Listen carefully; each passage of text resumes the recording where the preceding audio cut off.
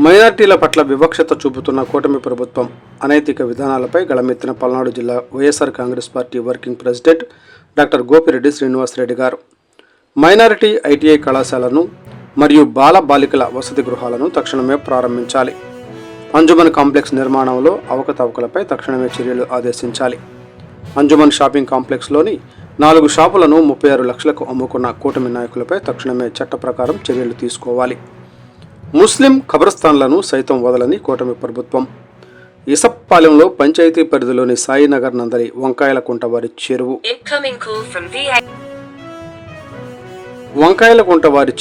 ఆక్రమణను తక్షణమే అడ్డుకోవాలి. మైనారిటీ ముస్లిం సోదరుల హక్కులను కాలరాస్తూ వారి పట్ల వివక్ష చూపుతూ వక్ఫ్ బోర్డు ఆస్తులను అన్యాక్రాంతం చేస్తున్న కూటమి ప్రభుత్వ అనైతిక విధానాలపై నిరసన తెలియజేస్తూ మైనారిటీ సోదరులకు న్యాయం చేయాలని పల్నాడు జిల్లా కలెక్టర్ శ్రీమతి కృతికా శుక్లా గారికి వినతిపత్రం అందజేసిన డాక్టర్ శ్రీ గోపిరెడ్డి శ్రీనివాసరెడ్డి గారు మీడియాతో మాట్లాడుతూ ఈ కార్యక్రమంలో పలువురు వైఎస్ఆర్ కాంగ్రెస్ పార్టీ నాయకులు, ముస్లిం నాయకులు పాల్గొన్నారు. కాకుండా మేము 18వ తారీఖు డేట్ ఇచ్చాము, ఫలానా రోజు ఫలానా నెల మేము డేట్ ఇచ్చాము, మీరెవరు రాలేదు, అందుకని మేము ఇష్టానుసారం అమ్ముతాము అంటే దాని మీద మా సారు కలెక్టర్ గారికి మెమరాండం ఇచ్చారు.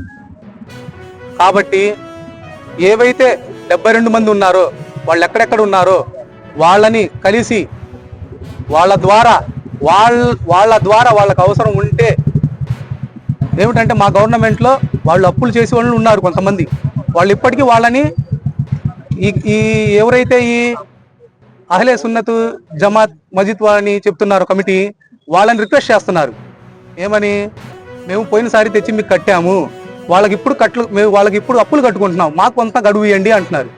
అది వినకుండా వాళ్ళు మేము డేట్ ఇచ్చాము అందుకని మేము అమ్మేస్తున్నాము అని పబ్లిక్గా చెప్తున్నారు. మా స్వార్ ద్వారా కమిటీ మీద స్టే కూడా తెచ్చారు, అయినా కానీ దాన్ని కన్స్ట్రక్షన్ చేస్తూనే ఉన్నారు. దీని మీద నివేదిక ఇవ్వాలని సార్ ద్వారా కోరుతున్నాను నేను.